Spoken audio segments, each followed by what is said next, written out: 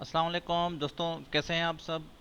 हम एक नए वीडियो के साथ आज हाजिर हुए हैं। इस वीडियो में मैं आप लोगों को बताऊंगा कि हम जो है डिस्क्रीट मैथमेटिक्स का जो है कोर्स स्टार्ट कर रहे हैं।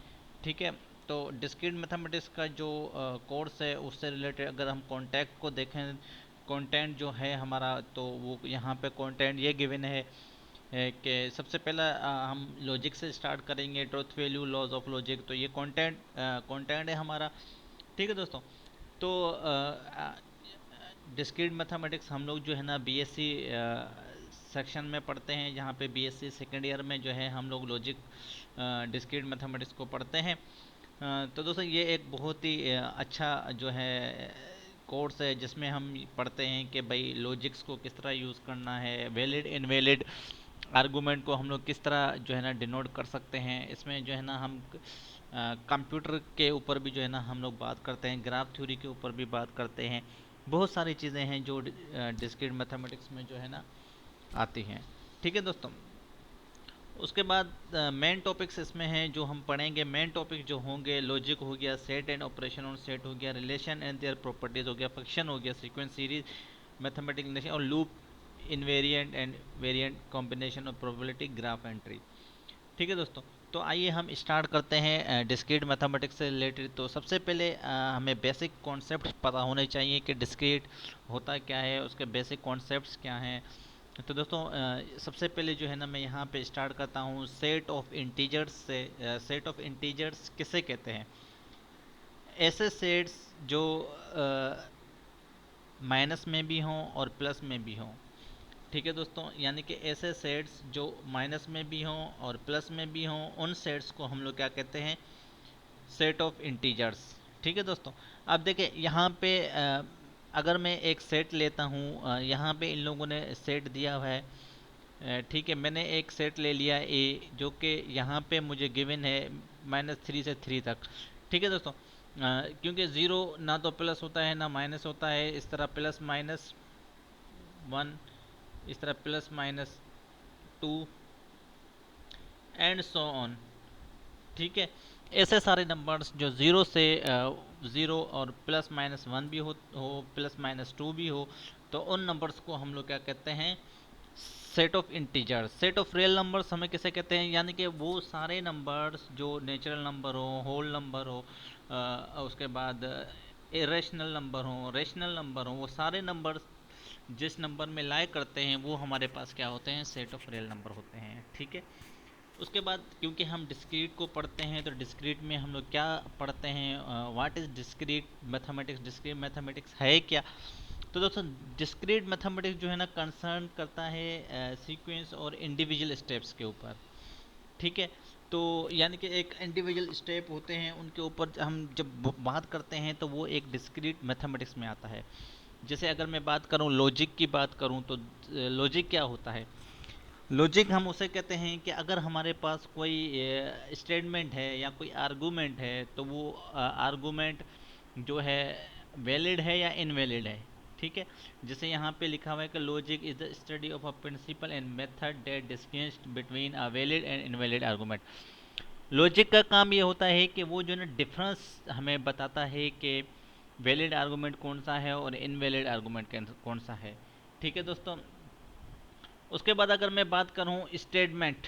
स्टेटमेंट सिम ये सिंपल स्टेटमेंट क्या होता है? ठीक है दोस्तों, सिंपल स्टेटमेंट हम किस चीज़ को कहते हैं? Statement is a declarative sentence, यानी कि ऐसा सेंटेंस जो declarative sentence statement declarative sentence हो, डेट इज आइदर ट्रू और फॉल्स बट नॉट बोथ। यानी कि ऐसा स्टेटमेंट या तो वो ट्रू होना चाहिए या फॉल्स होना चाहिए, दोनों नहीं हो सकते। ठीक है, तो वो हमारे पास क्या होता है? Simple statement. और स्टेटमेंट को जो है ना हम लोग प्रीपोजिशन भी बोल सकते हैं। ठीक है दोस्तों, उसके बाद अगर मैं बात करूं एग्जाम्पल की, तो यहाँ पे जो एग्जाम्पल 1 मुझे गिवन है, 2 + 2 = 4, तो ये एक कॉमन सी बात है कि ये एक स्टेटमेंट है कि भाई 2 + 2 4 4 हो सकता है। ठीक है, ये एक ट्रू ट्रू वैल्यू है। ठीक है, इसको हम ये कह सकते हैं कि ये जो है ना ट्रू है। और उसके बाद अगर मैं सेकंड बात करूं, इट इज़ संडे टुडे, तो ये भी एक जो है ना बिल्कुल आर्गू वो जो है स्टेटमेंट है, ये सिंपल स्टेटमेंट है, ये जिसको हम बोल सकते हैं प्रीपोजिशन भी बोल सकते हैं इसको। ठीक है दोस्तों, ये चीज़ जो है ना हमें जो है ना डिफरेंस जो पता होता है वैलिड आर्गूमेंट और इनवैलिड आर्गूमेंट का, कि ये जो है ना सही है या गलत है, तो वो हमें लॉजिक बताता है। और स्टेटमेंट जो हमने पढ़ा जो कि हमें बताता है कि या तो फिर ट्रू होना चाहिए या फिर फॉल्स होना चाहिए। ठीक है दोस्तों, अगर मैं यहाँ पे एग्जांपल्स लेता हूँ, एग्जाम्पल प्रीपोजिशन की और नॉट प्रीपोजिशन की, तो दोस्तों प्रीपोजिशन क्या होता है? स्टेटमेंट जो वैलिड स्टेटमेंट होना चाहिए, बिल्कुल ट्रू होना चाहिए, गलत नहीं होना चाहिए। ठीक है, तो दोस्तों यहाँ पे देखें, पहला जो मुझे गिवन है कि ग्रास इज़ ग्रीन। ठीक है, ग्रास जो है ना ग्रीन है, तो ये एक वैलिड आर्गूमेंट है। 4+2 = 6, तो ये भी एक जो है ना वैलिड आर्गूमेंट है। यहाँ पे थोड़ी सी गलती हुई है, वो गलती ये है कि 4+3 जो है ना, यहाँ पे हमारे पास है 4+3 जो कि इक्वल होता है 7 के, तो ये एक वैलिड आर्गूमेंट है।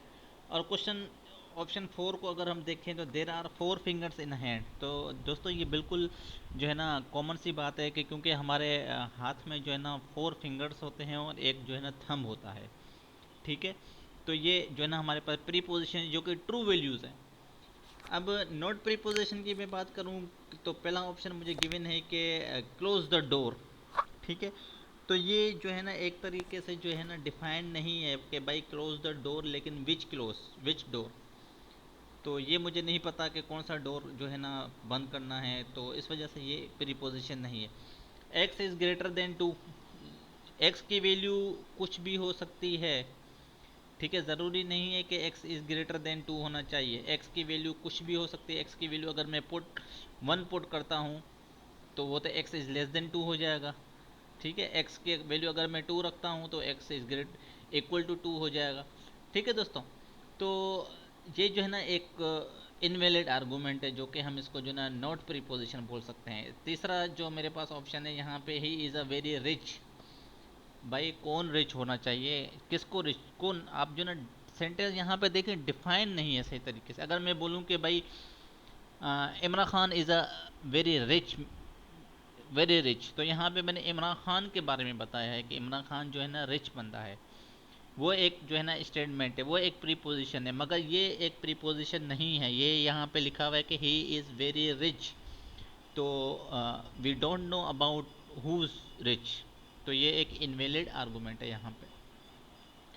ठीक है दोस्तों, उसके बाद अगर हम बात करें कि इफ़ रूल्स की बात करें, तो दोस्तों रूल्स यहाँ पे क्या कहते हैं कि if the sentence is proceed by other sentence that make a pronoun or variable reference clear, then the sentence is a statement. हम जो है ना बाद औकात स्टेटमेंट में जो है ना वेरिएबल्स का भी इस्तेमाल करते हैं, और ज़्यादातर जो है ना हम रेफरेंसेस भी लेते हैं, और इस तरह जो है ना हम काम करते हैं। ठीक है दोस्तों, अब देखें मुझे यहाँ पे कंडीशन दिया हुआ है कि example x is 1 and x is greater than 2, तो x is greater 2 is a statement with a truth value, जो कि ये एक फॉल्स है, क्योंकि मुझे पता है कि x की वैल्यू जो है ना 1 के इक्वल है। यहाँ पे हमें मेंशन कर दिया गया है कि x 1 है, तो x इज़ ग्रेटर देन 2 कैसे हो सकता है? ठीक है, तो हम ये कह सकते हैं कि ये एक जो ना फॉल्स स्टेटमेंट है, ये इस तरह नहीं हो सकता। ठीक है, तो ये जो है ना एक फॉल्स स्टेटमेंट। अगर मैं सेकंड एग्जांपल की बात करूं इसकी, तो यहाँ पे बोल रहे हैं कि Bill Gates is an American. ठीक है, ये एक ट्रू वैल्यू है, और ही इज़ वेरी रिच, और ये भी बहुत ही वैलिड आर्गूमेंट है। तो हम ये कह सकते हैं कि he is very rich is a statement with truth value, तो ये एक जो है ना क्या है, ये एक जो है ना ट्रुथ वैल्यू है, यानी कि ये एक वैलिड आर्गूमेंट है। तो दोस्तों ये आप लोगों को समझ में आ रहे होंगे। ठीक है, तो हम अपनी क्लास को यहाँ पे एंड करते हैं। नेक्स्ट वीडियो के लिए जो ना आप मेरे चैनल को ज़रूर फॉलो करें। उसके बाद हम पढ़ेंगे, इसके बाद जो हमारा अगला टॉपिक जो होगा वो होगा अंडरस्टैंडिंग स्टेटमेंट को हम लोगों को किस तरह समझना चाहिए, और किस तरह हमें पता होगा कि कौन सा स्टेटमेंट जो है ना वैलिड है और कौन सा वैलिड नहीं है। तो मेरे दोस्तों मेरे चैनल को ज़रूर सब्सक्राइब करें और वॉच करते रहें। इंशाल्लाह इस तरह की मज़ीद वीडियोस मैं आपके लिए लाता रहूँगा। Thank you.